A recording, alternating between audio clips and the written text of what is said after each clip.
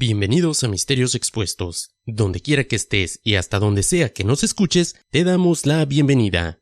Transmitiendo desde la parte baja de la cuarta dimensión, mejor conocida como Norte Carolina, mi nombre es Alejandro, y como siempre, listo para traer un misterio más hasta tus oídos en este martes misterioso. Gracias por acompañarnos en el podcast que nunca había hecho un especial de Halloween, pero si lo hiciéramos, desde luego que sería sobre leyendas urbanas. Sean todos bienvenidos a la parte baja de la cuarta dimensión en nuestro primer episodio de Halloween, que si he de decir la verdad, nunca pensé que llegaría hasta estas alturas del año con este proyecto. Pero gracias a su respuesta y a que siguen acompañándome cada semana, es que seguimos adelante. Les voy a ser sincero, para este episodio pensaba hacer una sola historia con temática de misterio o de miedo, pero al final decidí hacerlo con un poco de los temas más solicitados, de acuerdo a la temática de Halloween. Así que relájense y los que estén disfrutando su cafecito, saludcita, los acompaño con una refrescante Bud Light. Vamos a iniciar el episodio del día de hoy. Y qué mejor que arrancar con una historia de brujas, porque si bien no me encuentro en mi lindo México y no puedo celebrar el Día de los Muertos como yo quisiera, pues el espíritu de contar historias alrededor de una fogata aún sigue muy arraigado. La primera historia del día de hoy llega desde las lejanas tierras escocesas, y tal vez después de las brujas de Salem, esta sería la segunda tragedia más conocida de este tipo, y me refiero a la historia de Agnes Sampson. Cuenta la historia que a principios de 1590, el rey Jacobo VI de Escocia se casó con Ana de Dinamarca, quien, junto con su corte, habían estado temerosos y desconcertados por el tema de la magia oscura. Los temores de la reina superaron a su nuevo rey, y después de que los dos experimentaron tormentas peligrosamente traicioneras mientras navegaban de camino de regreso a Escocia, James VI lanzó una campaña contra las brujas. ¿Por qué? Porque llegó a la conclusión de que las brujas habían lanzado un hechizo sobre la madre naturaleza y habían iniciado la horrenda tormenta que había arruinado su viaje. De las 70 personas acusadas de brujería en el área de North Berwick entre 1590 y 1592, Agnes Sampson fue una de ellas. Pero esto sucedió gracias a que otra persona de nombre Giles Duncan la habría señalado de ser una bruja. 6 meses después de iniciada la investigación ordenada por el rey y llevada a cabo por un grupo de ancianos y clérigos del lugar, en noviembre de 1590, la joven sirvienta de nombre Giles Duncan fue interrogada por su empleador porque este al parecer sospechaba que ella estaba involucrada en la brujería. Después de ser torturada, Giles confesó y pasó a nombrar a varios otros, incluida Agnes, desencadenando lo que se conocería como los juicios de las brujas de North Berwick, la primera gran casa de brujas escocesas y el gran juicio inaugural de brujería bajo la ley penal. Ahora, desde ahorita te digo que si me torturaras como torturaron a esta persona, estoy seguro de que yo también empezaría a decir nombres a diestra y siniestra con tal de que me dejes en paz.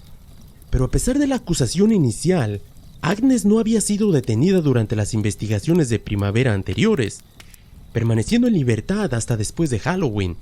En noviembre, sin embargo, fue encarcelada en la cabina de pago de Haddington, esperando el resultado de la investigación anterior. Fue transportada a Edimburgo para ser interrogada sobre las afirmaciones de la sirvienta y la primera declaración de Agnes en Edimburgo, realizada los días previos al 4 o 5 de diciembre, en una transcripción de respuestas a una serie de preguntas específicas que le hicieron sus inquisidores. Inicialmente, Agnes describió haber estado involucrada en una convención con el diablo, celebrada en Vara 2 años antes, nombrando a varios otros asistentes, incluidos Kate Gray y David Steele, ambos ejecutados entre finales de 1588 y finales de 1590. Pasó a recapitular los detalles de su participación en la gran convención de brujos y brujas celebrada en la iglesia de North Berwick en Halloween de 1590. Agnes, que viajó a la reunión a caballo, dijo que el diablo estaba presente, vestido con un sombrero negro y una túnica. Verificó los nombres de los asistentes en un registro. Luego, le habrían rendido homenaje realizando un beso obsceno. Esto, según lo que pude encontrar, es cuando una bruja le besaba los genitales o los pies, según la fuente que consultes, al Señor de las Sombras. La convención llegó a su fin después de que todos bailaron y fueron entretenidos por Haylis tocando el arpa de un judío. Recordemos que Haylis fue quien la había acusado primero, no sabemos si esto fue un poquito de payback o algo así. En fin, Agnes admitió estar presente en varios sabados y, sumado al testimonio de las declaraciones de otros acusados, ella habría asistido al menos a 8 reuniones. Bueno, si vamos a creer las declaraciones de estas personas que habían sido horriblemente torturadas para sacarles esas confesiones. Durante el curso de sus primeros exámenes, Agnes se refirió fugazmente a conjurar el mal tiempo en el mar para frustrar los intentos del rey de traer a su nueva esposa a Escocia. Cuando continuó explicando que el diablo le había informado que los ministros estaban conspirando contra James, el rey decidió involucrarse directamente en el interrogatorio. Entre las hazañas que confesó Agnes estaba la excavación de cuerpos para su uso en prácticas mágicas. Los polvos que usaba en sus rituales estaban hechos de las articulaciones de dichos cadáveres, siguiendo las instrucciones que había recibido del mismísimo diablo. En la convención de North Berwick participó en la apertura de 3 tumbas y luego quitó las articulaciones de los dedos, la nariz y los pies de todos los cuerpos. Todo obviamente para llevar a cabo los rituales, para alterar el clima. Todo esto según los clérigos. Y debido al gran número de, cito, pruebas irrefutables en contra de la bruja, su juicio se llevó a cabo el 27 de enero de 1591. Agnes confesó 58 de las 102 acusaciones formuladas en su contra. Obviamente, la tortura fue demasiado para ella y rompió su espíritu. Privada de sueño y agotada por estar atada con una brida de bruja, un instrumento que insertaba 4 puntas en la boca y estaba pegado a una pared, confesó ser aliada de Satanás y conspirar para matar al rey. Declarada culpable, fue transportada a Castle Hill, Edimburgo, al día siguiente, donde fue estrangulada y su cuerpo quemado. Como dije al principio, esta historia solo es comparable con los famosos juicios de las, entre comillas, brujas de Salem.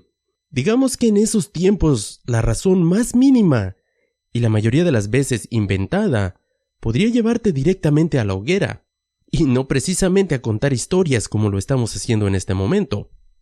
Pero, aunque el espíritu de Halloween gira más alrededor de las brujas que de las leyendas urbanas, no podemos negar que en los últimos años, especialmente gracias a la magia del Internet, muchas de las famosas leyendas urbanas ahora están al alcance de un solo clic en nuestros teléfonos celulares, haciendo más fácil el tener una noche de relatos tenebrosos alrededor de una hoguera.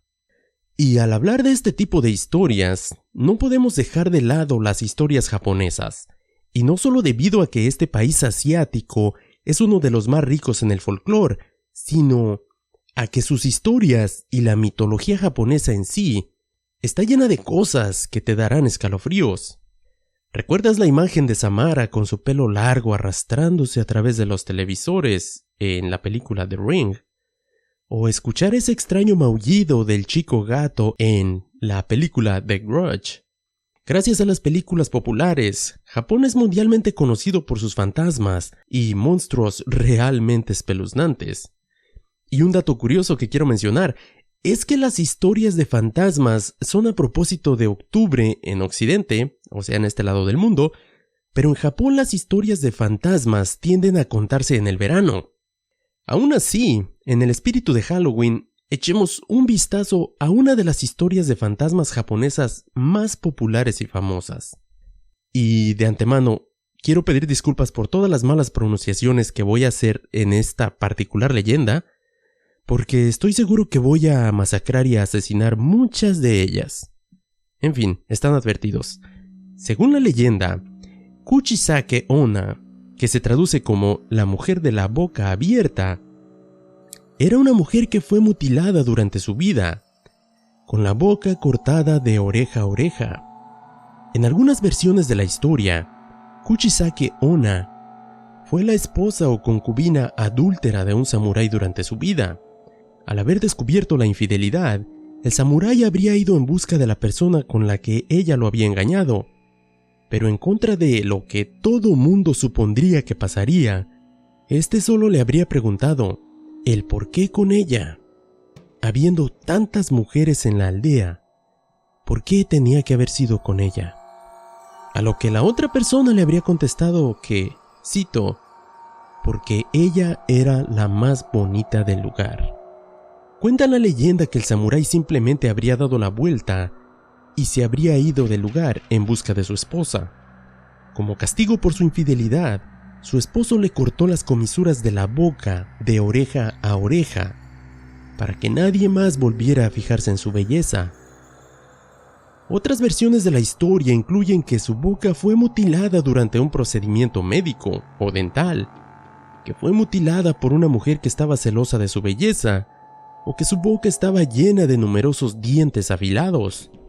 Después de su muerte, la mujer regresó como un espíritu negativo, apareciendo con la boca cubierta por una mascarilla ocultando su deformidad. Quiero que mantengas esta imagen en tu cabeza la próxima vez que te encuentres a una mujer por la calle, cubriendo su cara con una mascarilla. Una versión más a menudo especifica que esta es una mascarilla quirúrgica, aunque en otras interacciones suele aparecerse con un abanico o un pañuelo cubriendo su rostro. También lleva consigo un instrumento afilado que se ha descrito como un cuchillo, un machete o una guadaña, aunque algunas personas han descrito que porta un par de tijeras enormes. Se dice que pregunta a las víctimas potenciales si creen que es atractiva. Simplemente les pregunta, ¿soy bonita? ¿O soy hermosa? Si la persona responde que no, matará a la persona con su arma. Y si la persona responde que sí, revelará su boca mutilada.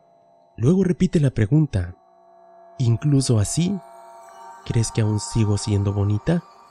Si la persona responde con un no o grita de miedo, matará a la persona con su arma. Si la respuesta es un sí, cortará las comisuras de la boca de la persona de oreja a oreja, asemejándose a su propia desfiguración. Un individuo, en cambio, puede sobrevivir al encuentro con ella, usando uno o varios métodos según las leyendas. En algunas versiones de la leyenda, ella dejará en paz a la víctima solamente si ésta responde sí a sus dos preguntas, aunque en otras versiones visitará la residencia del individuo más tarde esa noche y lo asesinará mientras duerme. Esta, como dije, es una de las leyendas clásicas de la cultura japonesa, y lo que no es muy halagador es que, al parecer, independientemente de cuál sea tu respuesta, tu experiencia con esta entidad no va a acabar nada bien.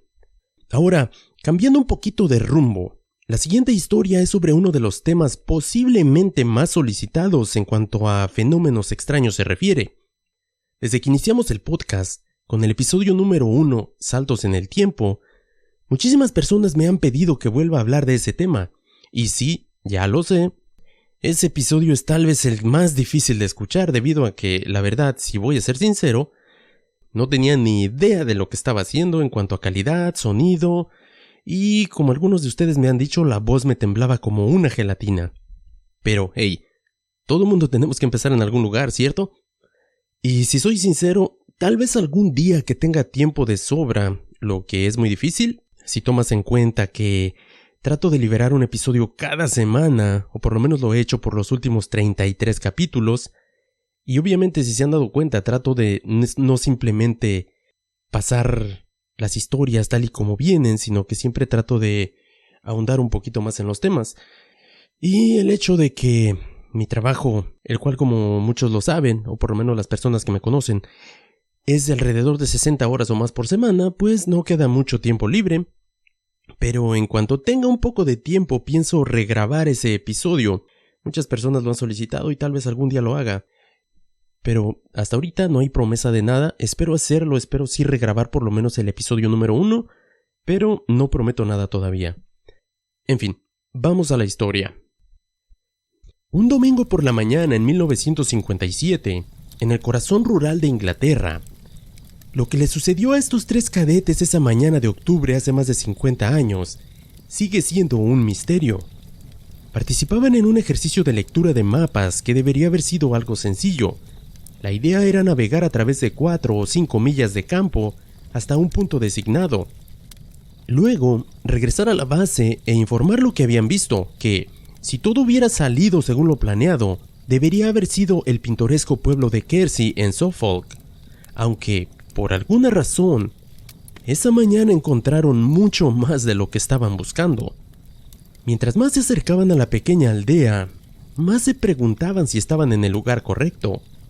Se dieron cuenta que los alrededores lucían diferente y una sensación extraña se apoderó de ellos. Años más tarde, William Lang, quien era el líder del grupo de cadetes, expresó de esta manera, cito: «Era un pueblo fantasma, por así decirlo. Era casi como si hubiéramos retrocedido en el tiempo». Si bien esto ocurrió en la década de los 50, incluso las aldeas británicas más remotas mostraban ya algunos signos de modernidad para entonces. Automóviles estacionados al borde de la carretera, cables telefónicos, antenas en los techos o simplemente alguna señal de modernidad, pero este no era el caso. No había nada de eso en esta aldea. De hecho, todas las casas de la calle principal parecían antiguas. Eran harapientas.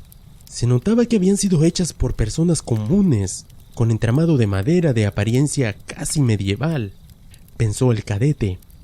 Los 3 elementos de la Royal Navy se acercaron al edificio más cercano y pegaron la cara a las mugrientas ventanas. Podían ver que era una especie de carnicería, pero lo que vislumbraban en el interior era aún más inquietante, como recordó uno de ellos, cito: «No había mesas ni mostradores, solo 2 o 3 cadáveres de bueyes enteros que habían sido desollados, y en algunos lugares estaban bastante verdes por la edad. Había una puerta y ventanas pintadas de verde con cristales más pequeños, uno al frente y otro al costado, de aspecto bastante sucio. Recuerdo que mientras los 3 mirábamos por esa ventana con incredulidad esos cadáveres verdes y enmohecidos, el sentimiento general ciertamente era de incredulidad e irrealidad. ¿Quién iba a creer que en 1957 las autoridades sanitarias permitirían tales condiciones de limpieza o de ausencia de esta? Luego miraron hacia otra casa y esta también tenía ventanas verdosas y manchadas. También parecía deshabitado todo el lugar. Las paredes habían sido toscamente encaladas, pero las habitaciones estaban vacías. Los muchachos no podían ver posesiones ni muebles y pensaban que las habitaciones en sí mismas parecían, cito, no ser de calidad moderna. Asustados, ahora los cadetes se dieron la vuelta y se apresuraron a salir de la extraña aldea. El sendero subía a una pequeña colina y no retrocedieron hasta llegar a la cima. Entonces, uno de los 3 recordó, cito, de repente pudimos escuchar las campanas una vez más y vimos el humo saliendo de las chimeneas. Ninguna de las chimeneas humeaba cuando estábamos en el pueblo. Corrimos cientos de metros como para sacudirnos la sensación extraña. Experimenté una abrumadora sensación de tristeza y depresión en Kersey, pero también una sensación de hostilidad y espectadores invisibles que enviaban escalofríos a toda mi espalda. Me pregunto si hubiéramos llamado a una puerta para hacer una pregunta, ¿quién nos podría haber respondido? Ciertamente nunca he dejado de pensar en esa posibilidad. Lang, que vino de Petershire, en las tierras altas de Escocia, era un extraño en esta parte del este de Inglaterra. También lo eran sus amigos Michael Crowley y Ray Baker de Cockney. Ese era el punto. Los 3 jóvenes cadetes acababan de inscribirse en la Royal Navy. Eso facilitó a los suboficiales a cargo de su entrenamiento confirmar que habían llegado a la aldea, que se suponía que debían encontrar con solo verificar las coordenadas.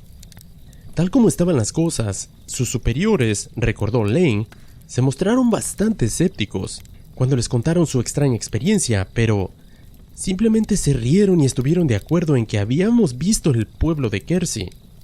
Ahora, por increíble que parezca este relato, este permaneció así hasta finales de la década de 1980, cuando Lang y Crowley, que para entonces estaban viviendo en Australia, empezaron a entablar conversaciones por teléfono y comentaron el incidente.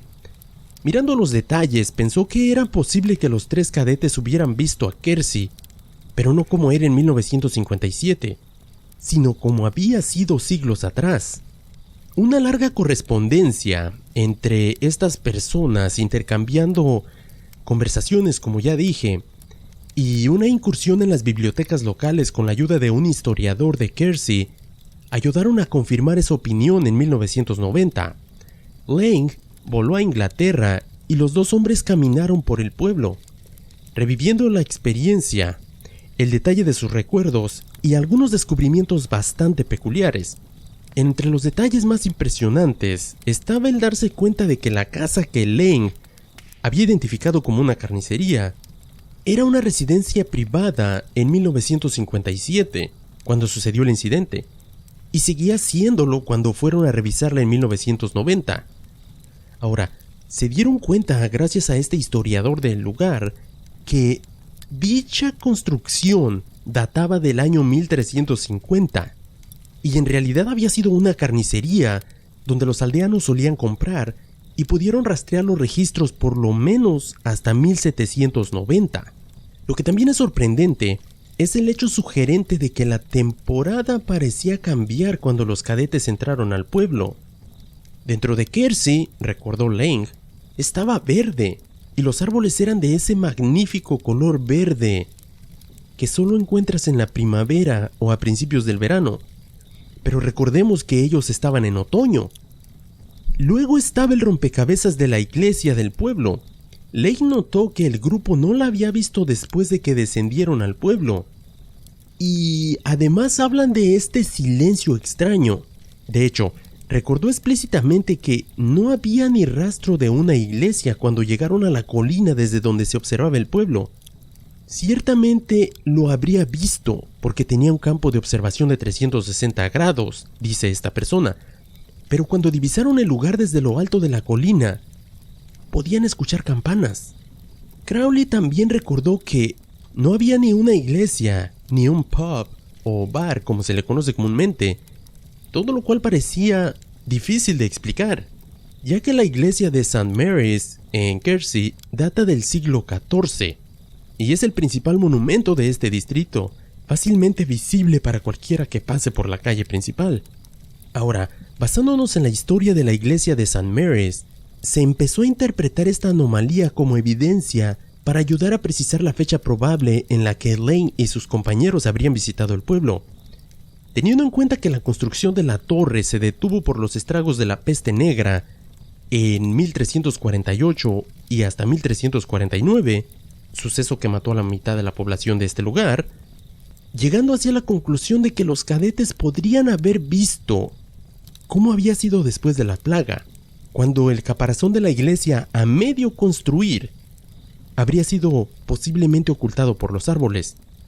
Y dado que Lang y Crowley también recordaron que los edificios del pueblo tenían ventanas acristaladas, una rareza para la Edad Media, el historiador sugirió además que la fecha más probable era alrededor de 1490, cuando la iglesia permanecía inacabada, dejándonos a todos con la pregunta de ¿qué fue lo que pasó en este caso?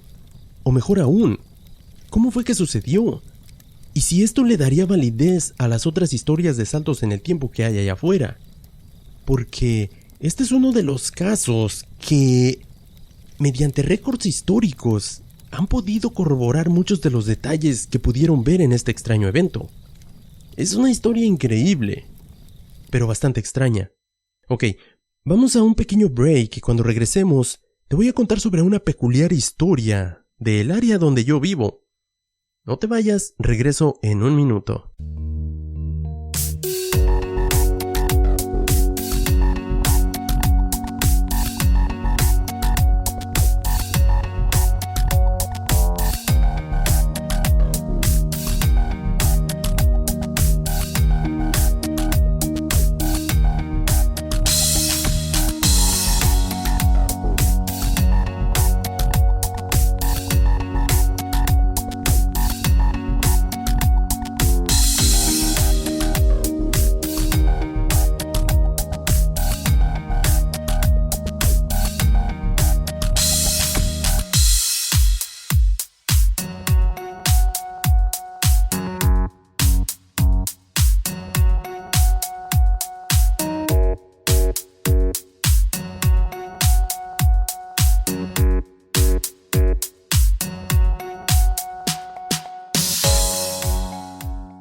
Y ya estoy de regreso.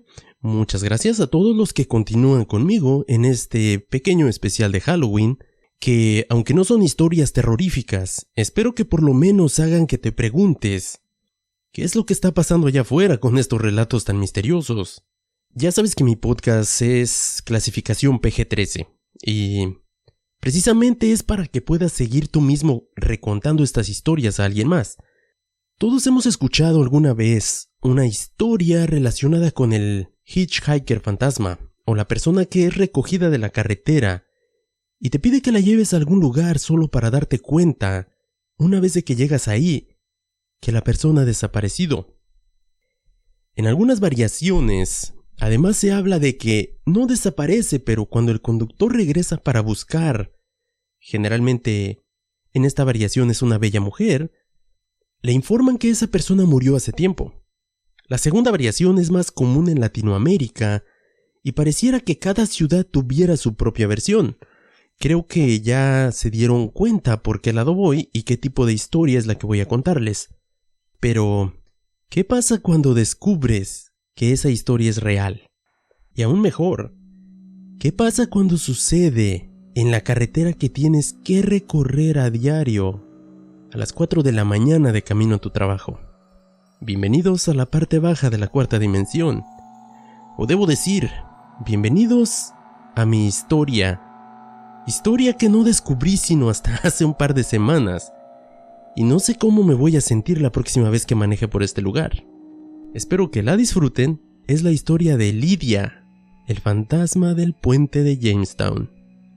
Como ya mencioné, son muchas las ciudades, la mayoría de lugares comparten cuentos de fantasmas, fenómenos inexplicables y cuentos de lo sobrenatural. Y uno de estos cuentos proviene de Jamestown, en el condado de Guilford, en Norte Carolina. Se dice que el espíritu de una mujer joven ronda los pasos subterráneos de dos puentes. Uno es un puente de ferrocarril sobre la Main Street, actualmente en uso, y el otro es un puente abandonado cerca de la misma zona. El paso subterráneo abandonado puede ser el sitio de un accidente automovilístico fatal, muchos años antes. El espíritu conocido como Lydia se ha visto en noches lluviosas y con niebla, mientras camina sola o se para al lado del camino en busca de ayuda para volver a su casa. La leyenda de Lydia se basa en avistamientos e historias durante los últimos 70 o más años, de una mujer vestida de blanco mientras está de pie en el camino, intentando señalar por ayuda a los automovilistas que pasan por el lugar. Se cree que el fantasma es el de una mujer joven que murió trágicamente en el puente hace muchos años. Las historias han ido creciendo en torno a los supuestos avistamientos, y todas comparten un detalle en común. El detalle de un accidente automovilístico fatal que ocurrió cuando un niño o una niña conducían a un baile, tal vez al baile de graduación en una noche lluviosa. Y desde ese accidente, el espíritu de la niña con su vestido formal regresa a la escena buscando ayuda. La tradición local cuenta el primer avistamiento de Lydia alrededor del año de 1924. La folclorista de Carolina del Norte Nancy Roberts incluyó el relato de un misterioso avistamiento de una mujer cerca del puente en su edición de 1959 llamada Fantasmas y ocurrencias misteriosas en el viejo estado del norte. Según lo recopilado de un hombre llamado Burke Hardison, contó sobre un encuentro con una mujer joven mientras viajaba a su casa en High Point, en una noche lluviosa y con niebla. Cuando este era estudiante en la Universidad Estatal de Carolina del Norte, 30 años antes, en 1924. En aquel entonces, el puente estaba sobre la autopista 70, y aunque desde su abandono se puede ver el actual puente del ferrocarril sobre la calle principal, Hardison afirmó ver a una niña vestida con un vestido blanco. Ella le indicó que se detuviera y le pidió que la ayudara a llegar a High Point. Él la llevó a su casa, y al salir del auto, ella se había desvanecido en el aire. Llamó a la puerta de la casa preguntando por la niña, para saber si estaba bien, para saber si había entrado, solo para enterarse por su madre de que ella había muerto en un accidente automovilístico en un paso elevado cercano el año anterior. Ha habido muchos intentos de hacer coincidir los registros y las pruebas con una persona real llamada Lydia, pero ninguno ha presentado ninguna prueba concluyente de una mujer joven con ese nombre que haya muerto en un accidente automovilístico en el área durante la década de los 1920, aunque en los últimos tiempos, dos investigadores locales que han estado persiguiendo la leyenda de Lydia durante muchos años encontraron un artículo en el periódico The Greensboro Patriot que data del 21 de junio de 1920, el cual informa de la trágica muerte de una joven llamada Annie Jackson, que habría muerto en High Point Road, a unas 3 millas de High Point y cerca de la ubicación de ambos puentes. Según la historia, cuando el conductor perdió el control del vehículo, Annie habría sido arrojada del auto. Los artículos señalan que el camino estaba mojado y que el automóvil habría derrapado y se habría volcado. Y la pregunta es, ¿podría ser este el origen del fantasma de la leyenda? La historia del fantasma de Lydia es parte de un mito cultural conocido como el Vanishing Hitchhiker, o esa persona que pide un aventón y simplemente se desaparece. La leyenda popular continúa siendo estudiada y se ha afianzado como un mito. Este tipo de leyendas urbanas han dado mucho de qué hablar en la televisión y en el cine. Debo decir que a lo largo de los años, muchas personas han afirmado haber visto esta niña vestida de blanco junto a la carretera. Algunos se han detenido para ayudar, solo para observarla desaparecer cuando salen de sus autos o se dan la vuelta por un momento. En estos días, este viejo puente está cubierto de enredaderas y vegetación, lo que le da un aura demasiado misteriosa y sobrenatural. Ambos pasos subterráneos se han convertido en santuarios de graffiti, por desgracia para la leyenda popular. Pero no deja de ser un lugar tenebroso. Para los que me escuchan en Norte Carolina, este lugar se encuentra en el pequeño pueblo de Jamestown, entre lo que viene a ser High Point y Greensboro, muy cerca de donde está el Guilford Technical Community College. Ese puente es una mala vibra que te da en ese lugar, y si les soy sincero, yo no tenía idea de esta leyenda. A primera vista es como la clásica leyenda del hitchhiker que, como dije al inicio, parece que estuviera arraigada en cada pueblo, o de la chica bonita que te pide que le des un aventón y luego desaparece. Cuando leí esta leyenda por primera vez, buscando historias para incluir en el episodio, pensé que era solo eso. Pero, como siempre me sucede, me di un chapuzón en la red, tratando de buscar un poco más de información acerca de eso, y pude seguir todos los registros nombrados en el artículo, hasta la edición del periódico donde se informa de dicho accidente. Y el accidente y la muerte de una chica llamada Annie Jackson es verdad, al igual que los avistamientos. En lo personal, varias veces he pasado por este lugar, como ya mencioné. De hecho, es básicamente mi ruta diaria de cada madrugada a mi trabajo. Hasta ahorita no he visto nada, pero no sé si eso te predispone a que en el futuro, ya conociendo la leyenda, conociendo que algo malo pasó ahí, tu cerebro quede predispuesto a que puedas ver algo, a que puedas, no sé, si bien no sea una aparición en sí, que tu cerebro te ayude a que pienses que está ahí. No sé cómo explicarme, simplemente me dio una muy mala vibra cuando me enteré de este lugar, cuando supe que aquí había sucedido. A primera vista, y yo sé lo que estás pensando, en todos nuestros pueblos, en todas las ciudades, yo creo que en cada lugar existe esa historia. La única diferencia es que yo aquí pude encontrarla, que hay un registro, que hubo un accidente, que hubo una persona que falleció y que el lugar es tétrico. El puente exacto donde se hacían las apariciones ahora es un puente que está desolado, unos, 100 pies a la derecha del puente que se utiliza por los coches normalmente. O bueno, no por los coches, pero es un paso a desnivel, pasas por debajo de ese puente. Pero no sé, hay algo en ese lugar que no sé cómo explicarlo, pero parece que después de conocer la leyenda, la historia y todos los datos que giran alrededor de este evento, eso te da una respuesta un poco más clara de por qué era que tenías esa sensación al pasar por ese lugar. No me hace sentir nada cómodo el saber esto. Y no sé por qué fue que tuve que darme cuenta de esto. Como dije, ese es un recorrido que hago 5 días, 6 días a la semana, muy temprano, y no creo que me voy a sentir cómodo la próxima vez que pase por ahí. En fin, no sé qué piensen, qué les pareció el episodio.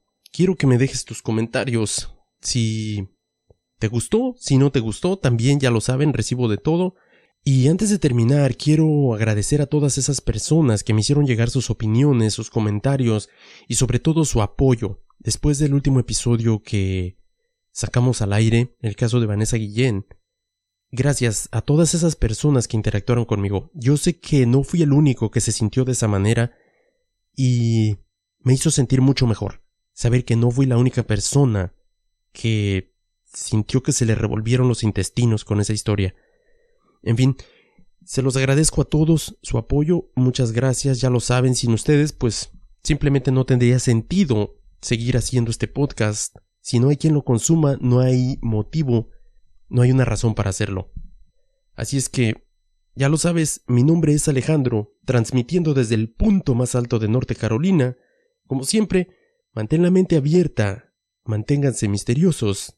Te espero el próximo martes con un nuevo episodio. ¡Feliz Halloween! Y que tengan dulces sueños. Hasta la próxima.